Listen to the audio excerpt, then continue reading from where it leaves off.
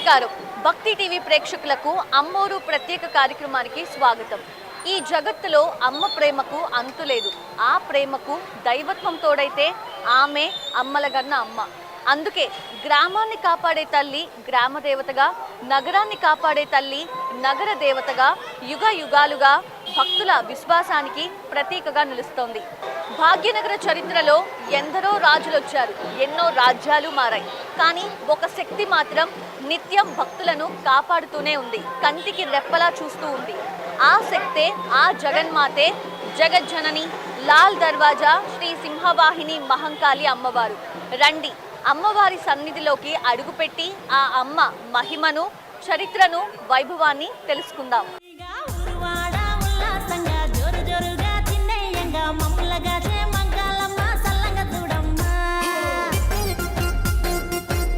భాగ్యనగరం ఎన్నో చారిత్రక సంఘటనలకు సాక్ష్యం.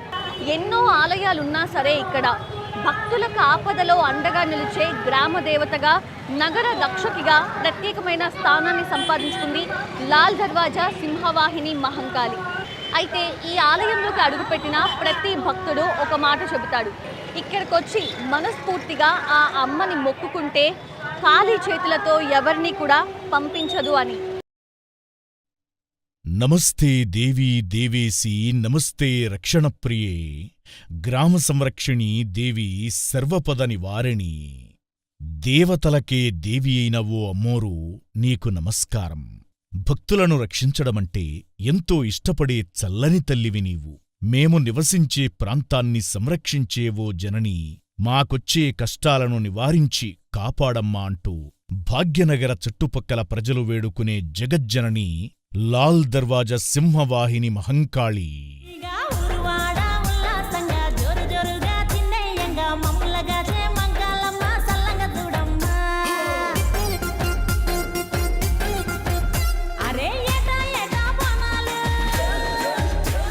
పాతబస్తీ నడిబొడ్డున చరిత్రకు సజీవ సాక్ష్యమైన కోటగోడల మధ్య నిత్యం భక్తుల అమ్మానే పిలుపుతో మారుమోగే ఈ పవిత్ర ఆలయం తెలంగాణ ప్రజల సంస్కృతి సంప్రదాయాలకు చిరస్మరణీయ చిహ్నం.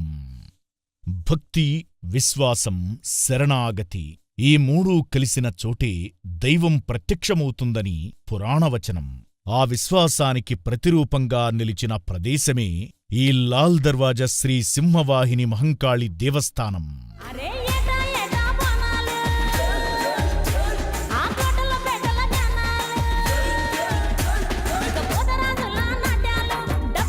గ్రామ దేవతగా ప్రారంభమైన అమ్మవారి ఆరాధన నేడు తెలంగాణ సంస్కృతిలో విడదీయరాని భాగంగా మారింది. అయితే అమ్మవారి అనుగ్రహం కోసం ప్రతి మంగళ, శుక్రవారాల్లో వేలాది మంది భక్తులు ఇక్కడికి తరలి వస్తూ ఉంటారు. ముఖ్యంగా ఆషాఢ మాసంలో అయితే ఈ ఆలయ ప్రాంగణమంతా భక్తజన సంద్రంగా మారుతుంది.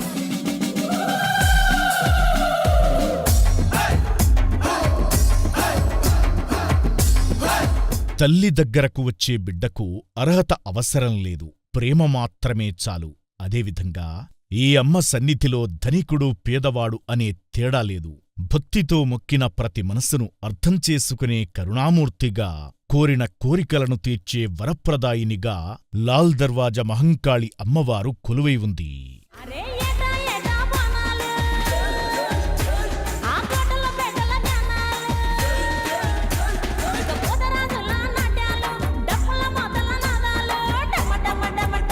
ఈ మహిమాన్విత ఆలయ ఆరంభం ఇప్పుడు మనం చూస్తున్న ఈ కట్టడం కాదు. ఒకప్పుడు ఒక చిన్న వేప చెట్టు అమ్మవారికి నీడనిచ్చింది. కొద్దిమంది రైతుల విశ్వాసంతో, సాధారణ పూజలతో ప్రారంభమైంది. మరి వేప చెట్టు నీడలో వెలసిన ఆదిశక్తి నగర రక్షక దేవతగా ఎలా ఆరాధించబడింది? దాని వెనుక దాగి ఉన్న జానపద గాథను ఒకసారి తెలుసుకుందాం.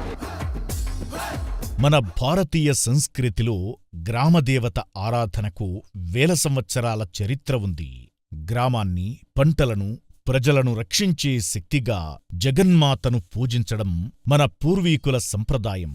అలాంటి గ్రామదేవత ఆరాధనే సింహవాహిని మహంకాళి క్షేత్రానికి పునాది అయింది. దాదాపు 200 సంవత్సరాల క్రితం ఇప్పటి పాతబస్తీ ప్రాంతమంతా పచ్చని మొక్కజొన్న పొలాలతో కళకళలాడేది. అక్కడ నివసించే రైతులు తమ పాడి పంటలను కాపాడే దైవశక్తి కోసం ప్రార్థించేవారు. అదే సమయంలో ఓ విశాలమైన వేపచెట్టు కింద జగన్మాత స్వయంభూ శక్తిగా వెలసిందని స్థానికుల విశ్వాసం. ఆ రోజునుంచి ఆ వేపచెట్టే ఆలయమైంది. ఆ నేలే పవిత్ర క్షేత్రమయ్యింది. ఆ అమ్మవారే గ్రామానికి రక్షక దేవత అయ్యింది.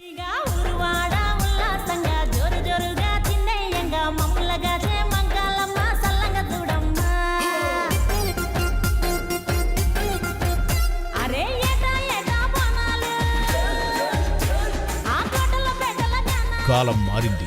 గ్రామం నగరమైంది. పొలాల స్థానంలో భవనాలు వచ్చాయి. కాని భక్తుల విశ్వాసం మాత్రం చెక్కుచెదరలేదు. అమ్మవారి మహిమ దూరదూరాలకు వ్యాపించడంతో వేలాది మంది భక్తులు ఆమె దర్శనం కోసం రావడం ప్రారంభించారు.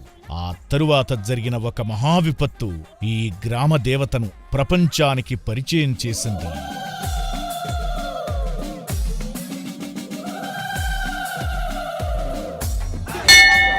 1908 భాగ్యనగర చరిత్రలో ఎన్నటికీ మరిచిపోలేని సంవత్సరం. ఒకవైపు మూసీ నది ప్రళయ రూపం, మరోవైపు ప్లేగు మహమ్మారి.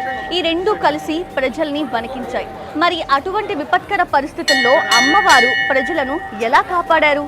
ఆ తర్వాత పాతబస్తీ బిజిలీ మహంకాళిగా ఎందుకు పేరు మార్చుకున్నారు? ఒక గ్రామదేవత మహిమ గ్రామ సరిహద్దులను దాటి నగరమంతా వ్యాపించిందంటే దానికి కారణం ప్రజల విశ్వాసమే. లాల్ దర్వాజా అమ్మవారి విషయంలో కూడా అదే జరిగింది. ప్రజల నమ్మకాన్ని మరింత బలపరిచిన ఒక సంఘటన ఈ అమ్మవారిని బిజిలీ మహంకాళిగా చిరస్థాయిగా నిలబెట్టింది.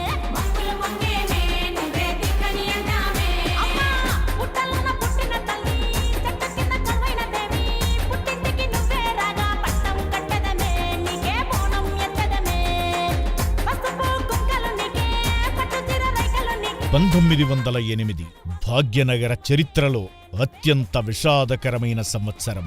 ఎడతెరిపిలేని వర్షాలతో మూసీనది ప్రళయరూపం దాల్చింది. ఇళ్లు కొట్టుకుపోయాయి, వీధులు నదులుగా మారాయి, వందలాది కుటుంబాలు నిరాశ్రయులయ్యాయి, వేలాది మంది ప్రాణాలు కోల్పోయారు. ఆ మహావరదల గాయం ఇంకా మానకముందే ప్లేగు మహమ్మారి నగరాన్ని వణికించింది. ప్రతి ఇంటా కన్నీరు, ప్రతి వీధిలో భయం. ప్రజలందరూ దిక్కుతోచని స్థితిలో నిలిచిపోయారు. అలాంటి విపత్కర సమయంలో పాతబస్తీ ప్రజలు ఒకే ఆశ్రయాన్ని వెదికారు. తమ గ్రామదేవతను అమ్మా మమ్మల్ని కాపాడు అని జగజ్జనని చరణాలను ఆశ్రయించారు. భక్తితో బోనాలు సమర్పించారు, అఖండ దీపాలు వెలిగించారు. అమ్మవారి నామస్మరణతో రాత్రింబవళ్లు ప్రార్థనలు చేశారు.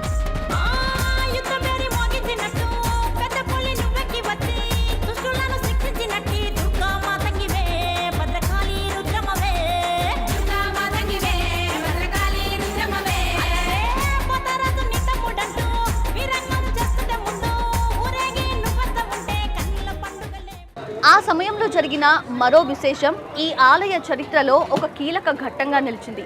ఓ ముస్లిం రాజు అమ్మవారిని నమ్మి తానే స్వయంగా పూజలు ఆచరించి చూపించిన పద్ధతి కారణంగా వరదలు అలానే ప్లేగు మహమ్మారి క్రమంగా తగ్గుముఖం పట్టాయి అనే నమ్మకం ఇక్కడ బలంగా నాటుకుంది.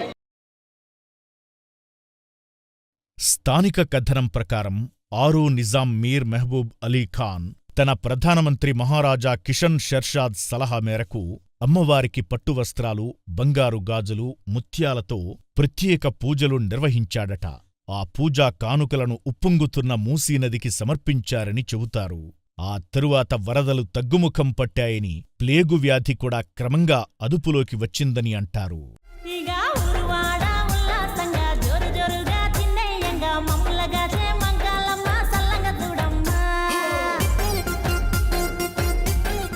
మెరుపు వేగంతో ఆపద నుంచి కాపాడిన తల్లి అనే భావన ప్రజల హృదయాల్లో బలపడింది. అందుకే ఆ రోజునుంచి ఈ జగన్మాతను భక్తులు ప్రేమగా బిజిలీ మహంకాళి అని పిలవడం ప్రారంభించారు. బిజిలీ అంటే మెరుపు, చీకటిని చీల్చే దివ్యకాంతి, ఆపదను పారద్రోలే ఆదిశక్తి. ఆశ్చర్యకర ఘటనల తరువాత సామాన్య ప్రజలే కాదు, పాలకులు సైతం ఈ క్షేత్ర మహిమను గుర్తించారు. ఆ తర్వాత చిన్న గ్రామదేవత ఆలయంగా ఉన్న ఈ దేవస్థానం చారిత్రక దేవాలయంగా ఎలా రూపుదిద్దుకుంది? లాల్ దర్వాజా అనే పేరుకి అసలు కారణం ఏంటి? నిజాం కాలంలో ఈ ఆలయానికి లభించిన గౌరవం ఏంటి? ఇప్పుడు తెలుసుకుందాం.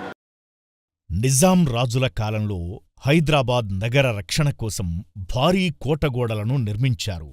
ఆ గోడలకు అనేక ప్రవేశద్వారాలు ఉండేవి. వాటిలో ఒక ద్వారం పెద్ద ఎర్రటి తలుపులతో ఆకర్షణీయంగా ఉండేది. ఉర్దూలో లాల్ అంటే ఎరుపు, దర్వాజా అంటే ద్వారం. అలా ఆ ప్రాంతం లాల్ దర్వాజాగా ప్రసిద్ధి చెందింది. ఆ ద్వారం లోపలే గ్రామదేవత కొలువై ఉండటంతో ప్రజలు ఆమెను ప్రేమగా లాల్ దర్వాజా మహంకాళి అని పిలుస్తున్నారు. కాలం మారింది, భక్తుల సంఖ్య పెరిగింది. వేప చెట్టు కింద పూజలు అందుకున్న అమ్మవారికి అదే పవిత్ర స్థలంలో శాస్త్రోక్తంగా అమ్మవారికి ఆలయ నిర్మాణం జరిగింది. గర్భగుడి నిర్మించారు, ప్రహరీ గోడలు నిర్మించారు, ధ్వజస్తంభం ప్రతిష్ఠించారు. నిత్య పూజలు, ఉత్సవాలు వైదిక సంప్రదాయం ప్రకారం నిర్వహించేలా ఆలయం అభివృద్ధి చెందింది. దక్షిణ భారత ద్రావిడ నిర్మాణ శైలిలో కన్నుల పండువగా కనిపిస్తుంది ప్రస్తుత ఆలయ రాజగోపురం. ఈ గ్రామదేవత శక్తిని గమనించిన అప్పటి నిజాం ప్రధానమంత్రి మహారాజా కిషన్ ప్రసాద్, స్థానిక నాయకుడు వెంకటస్వామి ముదిరాజ్ ఆధ్వర్యంలో ఇక్కడ ఉత్సవాలను అధికారికంగా నిర్వహించడానికి చొరవ తీసుకున్నారు. ఆరో నిజాం మీర్ మెహబూబ్ అలీఖాన్ ఈ ఆలయ భవిష్యత్తు నిర్వహణ కోసం విరాళాలు, భూమిని కేటాయించారు. ఇది హైదరాబాద్ మత సామరస్యానికి ఒక నిదర్శనంగా నిలిచింది. ఒకసారి గర్భగుడిలోని అమ్మవారిని దర్శించండి. భక్తుల విశ్వాసం పెరిగే కొద్దీ ఈ ఆలయ వైభవం కూడా మరింతగా పెరిగింది. అయితే ఈ దేవస్థాన చరిత్రలో అత్యంత కీలకమైన ఘట్టం 1968లో జరిగింది. అమ్మవారి మూల విరాట్టు చెంత శ్రీచక్రాన్ని ప్రతిష్ఠించి మరింత శక్తిని ఆపాదించారు కంచి కామకోటి పీఠాధీశ్వరులు. ఆ విశేషాలేంటో ఒకసారి తెలుసుకుందాం. 1968 సంవత్సరంలో కంచి కామకోటి పీఠం 68వ పీఠాధిపతి జగద్గురు శ్రీ చంద్రశేఖరేంద్ర సరస్వతి మహాస్వామివారి ఆధ్వర్యంలో మూలవిరాట్టుకు శాస్త్రోక్తంగా శ్రీచక్ర యంత్ర ప్రతిష్ఠ జరిగింది. శ్రీవిద్యా సంప్రదాయంలో శ్రీచక్రం అనేది ఆదిపరాశక్తి యొక్క సాక్షాత్ దివ్యరూపంగా భావించబడుతుంది. ఆ ప్రతిష్ఠ అనంతరం ఈ క్షేత్రం మరింత వైదిక వైభవాన్ని సంతరించుకుంది. సింహవాహనంపై జగన్మాత దివ్యరూపాన్ని పునః ప్రతిష్ఠించడంతో భక్తులు ఆమెను శ్రీ సింహవాహిని మహంకాళిగా ఆరాధించడం ప్రారంభించారు. సింహం ధైర్యానికి ప్రతీక, అధర్మాన్ని సంహరించే శక్తికి సంకేతం. సింహవాహినిగా దర్శనమిచ్చే అమ్మవారు భక్తుల్లో భయాన్ని, అజ్ఞానాన్ని తొలగించి ధైర్యం, జ్ఞానాలను ప్రసాదిస్తుందని విశ్వాసం. అందుకే ఇక్కడికి వచ్చే ప్రతి భక్తుడు తల్లి దర్శనంతో ఓ కొత్త ఆత్మవిశ్వాసాన్ని పొందుతాడంటారు.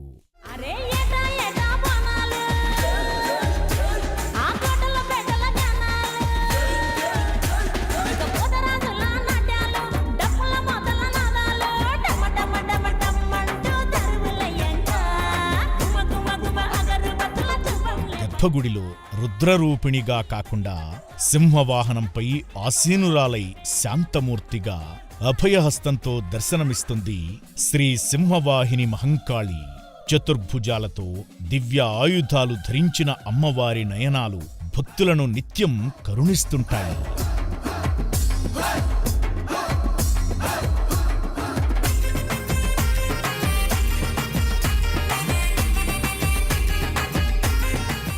భాగ్యనగర చరిత్రలో లాల్ దర్వాజా మహంకాళి ఆలయానికి మరో ప్రత్యేకమైన గుర్తింపు ఉంది. తెలంగాణ ప్రజల ఆత్మ గౌరవానికి ప్రతీకగా నిలిచిన ఆషాఢ బోనాల మహోత్సవం ఈ ఆలయం లేకుండా పూర్తి కాదు. లక్షలాది మంది భక్తులు ఎదురు చూసే ఆ దివ్య వైభవాన్ని మాటల్లో వర్ణించలేము. ఆషాఢమాసం తెలంగాణ ప్రజల భక్తి ఉప్పొంగే పవిత్ర కాలం. ఈ మాసంలో జరిగే బోనాల ఉత్సవం కేవలం ఒక పండుగ మాత్రమే కాదు, అది గ్రామదేవత పట్ల ప్రజల కృతజ్ఞత.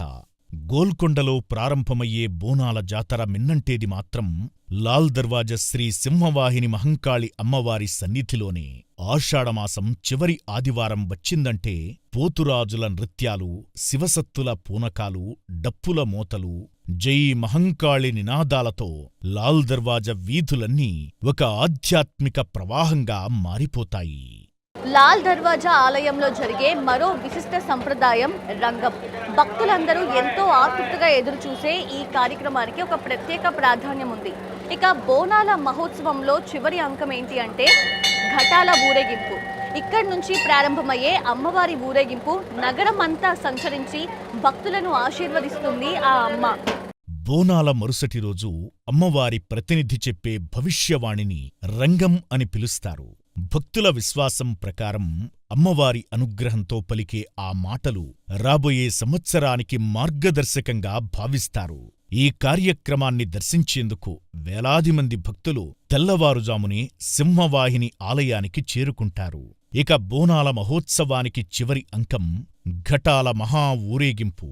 అలంకరించిన ఏనుగు అంబారీపై అమ్మవారి ఘటం మంగళ వాయిద్యాలు, వేదమంత్రాలు, జయజయ ధ్వానాల నడుమ లాల్ దర్వాజా నుంచి బయల్దేరుతుంది. ఈ మహా ఊరేగింపుతో జగన్మాత నగరమంతా సంచరించి ప్రజలకు శాంతి, సౌభాగ్యం, రక్షణను ప్రసాదిస్తుందని నమ్మకం. హైదరాబాదు చరిత్రకు నిలువెత్తు సాక్ష్యం చార్మినార్. ఇదిగో ఈ మహా కట్టడం నిర్మాణం వెనుక, సింహవాహిని ఆలయ నిర్మాణం వెనుక కారణం ఒకటే. అదేంటి? చారిత్రక చార్మినార్కి పురాతన సింహవాహినికి ఉన్న సంబంధం ఏంటో ఒకసారి తెలుసుకుందాం రండి. 16వ శతాబ్దంలో ప్లేగు మహమ్మారి నగరాన్ని వణికించింది. ఆ క్లిష్ట సమయంలో ప్రజలు వ్యాధి నిర్మూలన కోసం దైవాన్ని ప్రార్థించారు. ఆ ప్రార్థనలకు గుర్తుగా నగరానికి చిరస్మరణీయ చిహ్నంగా 1591లో మహ్మద్ కులీ కుతుబ్ షా నిర్మించిన కట్టడమే చార్మినార్. కాలం గడిచింది. మనం ముందుగా చెప్పుకున్నట్లు 1908లో మూసీ వరదలు, ప్లేగు వ్యాధి భాగ్యనగరాన్ని భయపెట్టాయి. ఆ సమయంలో సింహవాహిని అమ్మవారే అండగా నిలబడ్డారని అంటారు.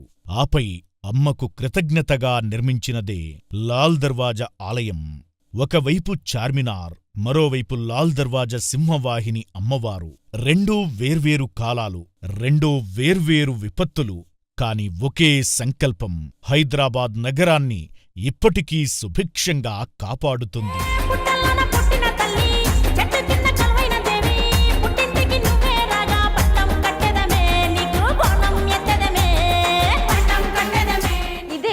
పాత బస్తీలోని చార్మినార్ చెంతన స్థిర నివాసాన్ని ఏర్పరచుకొని భక్తుల కొంగు బంగారమై భాసిల్లుతోన్న భాగ్యలక్ష్మీదేవి ఆలయం.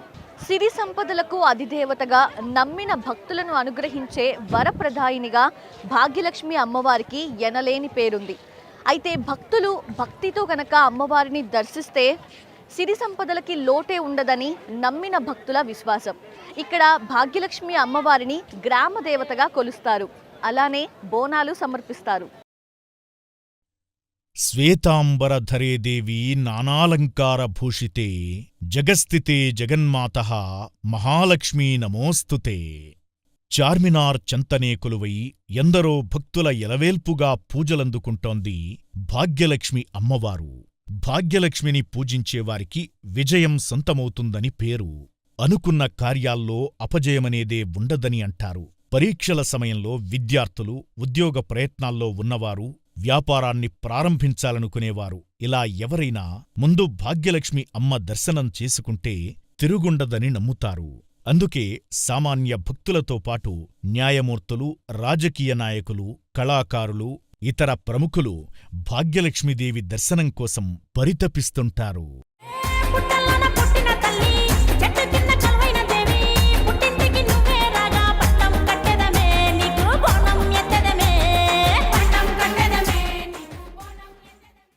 చార్మినార్ను సుల్తాన్ మొహమ్మద్ కులీ కుతుబ్ షా 1591లో నిర్మించారు. అయితే చార్మినార్ నిర్మాణం చేపట్టే నాటికే ఇక్కడ మహాలక్ష్మి అమ్మవారు పూజలందుకునేది. వందల ఏళ్ల క్రితమే ఇక్కడ అమ్మవారు వెలిసింది అనే కథనాలు ప్రచారంలో ఉన్నాయి. నవాబుల పాలనలో ఓ పశువుల కాపరికి అమ్మవారు దర్శనమిచ్చి రాజుగారికి విషయం చేరవేయమన్నారట. తాను వచ్చే వరకు అక్కడే ఉండమని మాట తీసుకున్న పశువుల కాపరి తిరిగి ఎంతకీ రాకపోవడంతో మహాలక్ష్మి ఇక్కడే స్థిరపడిందని ప్రతీతి. భాగ్యలక్ష్మి వెలసిన చోట ఓ పెద్ద చెట్టు, ఓ శిల ఉండేది. అయితే చార్మినార్ నిర్మించే సమయంలో చెట్టును కొట్టేసినా శిలను మాత్రం అలాగే ఉంచి పూజలు నిర్వహించేవారు. 60 ఏళ్ల క్రితం వరకు మహాలక్ష్మి శిలకే పసుపు కుంకుమ నైవేద్యాలు సమర్పించి భక్తులు మొక్కులు చెల్లించుకునేవారు. ఆ తరువాత మహంత్ రామ్చందర్దాస్ అనే భక్తుడు ఈ ఆలయాన్ని నిర్మించి అమ్మ విగ్రహాన్ని ప్రతిష్ఠించాడు. ప్రస్తుతం ఆ కుటుంబానికి చెందినవాళ్లే ఆలయ బాధ్యతల్ని నిర్వహిస్తున్నారు.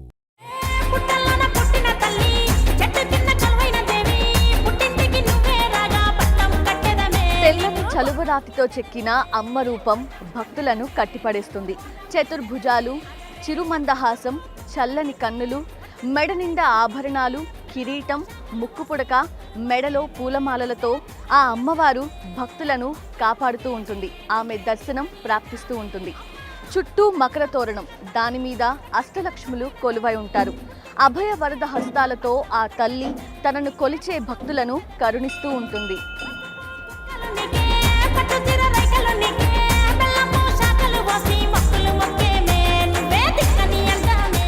ముగ్ధ మనోహరం అమ్మరూపం, చల్లని చూపు తల్లి సొంతం. భాగ్యలక్ష్మి అమ్మవారిని దర్శించేందుకు 2 కళ్ళు సరిపోవంటే అతిశయోక్తి కాదు. చార్మినార్కి తూర్పువైపున చాలా చిన్న ఆలయమని అనిపించవచ్చు కాని భాగ్యలక్ష్మి మూలమూర్తి అందించే ఆధ్యాత్మిక పరిమళం జీవితంలో మరువలేనిది. సిరుల తల్లి వీక్షణమే భక్తులకు స్వాంతన చేకూరుస్తుంది. దర్శనమాత్రాన ఆమె అనుగ్రహం ప్రాప్తిస్తుంది.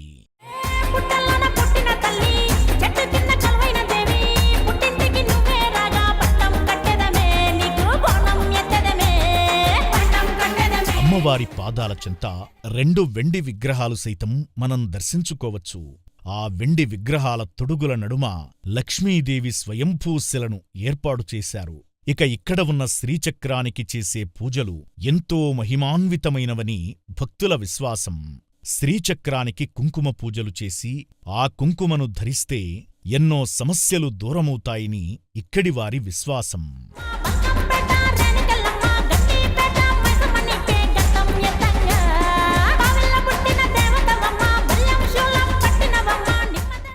ఈ భాగ్యలక్ష్మి కోవెలలో ప్రత్యేకంగా చెప్పుకోవాల్సింది అమ్మకిచ్చే హారతి గురించి. ప్రతిరోజు 2 సార్లు అమ్మవారికి హారతి సమర్పిస్తారు. ఉదయం 7 గంటలకు, సాయంత్రం 7 గంటలకు. అయితే శుక్రవారం రోజు మాత్రం ప్రత్యేకంగా మొత్తం 6 సార్లు భాగ్యలక్ష్మి అమ్మవారికి హారతిని సమర్పిస్తారు. అయితే ఎక్కడా లేని విధంగా కేవలం ఈ ఆలయంలో మాత్రమే హారతి ఇచ్చే సమయంలో హారతి ఉతారో అంటూ ప్రత్యేకమైన గీతాన్ని ఆలపిస్తారు.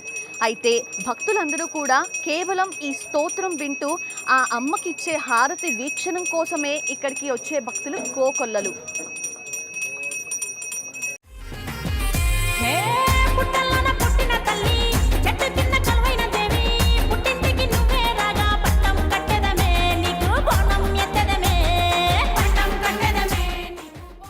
ఈ భాగ్యలక్ష్మి ఆలయంలో శుక్రవారం పూజలతో పాటు బోనాల సంబరాలు, దేవీ శరన్నవరాత్రులు, దీపావళి వేడుకలు సైతం ఎంతో ఘనంగా జరుగుతూ ఉంటాయి. అయితే శ్రావణ మాసం 2వ శుక్రవారంలో మాత్రం ఇక్కడ భక్తుల రద్దీ అమాంతం పెరుగుతుంది. భాగ్యలక్ష్మి వైభవం కేవలం శ్రావణమాసానికే పరిమితం కాదు. నిత్యాహారతులు అందుకునే భాగ్యలక్ష్మికి ఆషాఢ బోనాల సమయంలో ప్రత్యేక పూజలు నిర్వహిస్తారు. దసరా శరన్నవరాత్రుల వేళ విష్ణుపత్ని వివిధ అలంకారాల్లో భక్తులను కరుణిస్తుంది. ఇక దీపావళి సంబరాలైతే అంబరాన్నంటుతాయి. భాగ్యనగరం చుట్టుపక్కల ఉండే వ్యాపారస్తులు ఈ తల్లి దయవల్లే భాగ్యవంతులమయ్యామని భావిస్తుంటారు. అందుకే ప్రతి ఏటా దీపావళి తరువాత రోజు అమ్మవారి ప్రసాదంగా ఇచ్చే రూపాయి బిళ్లల కోసం లక్షలాదిగా తరలివస్తుంటారు. రూపాయి ప్రసాదాన్ని తమ గళ్లాపెట్టెలో ఉంచుకుంటే ఆ ఏడాదంతా లాభాల పంట పండుతుందని నమ్మకం. మహిమాన్విత సింహవాహిని ఆలయం కావచ్చు, భోగ భాగ్యాలను ప్రసాదించే భాగ్యలక్ష్మి ఆలయం అవ్వచ్చు, మనకు నేర్పేది ఒక్కటే: భక్తితో పిలిస్తే ఆ తల్లి పలుకుతుంది, శరణు కోరితే కాపాడుతుంది. మరి ఆ జగజ్జనని అమ్మవారి ఆశీస్సులు, కృపా కటాక్ష వీక్షణలు మనందరిపై ఉండాలని మనసారా ఆ అమ్మని కోరుకుంటూ నమస్కారం.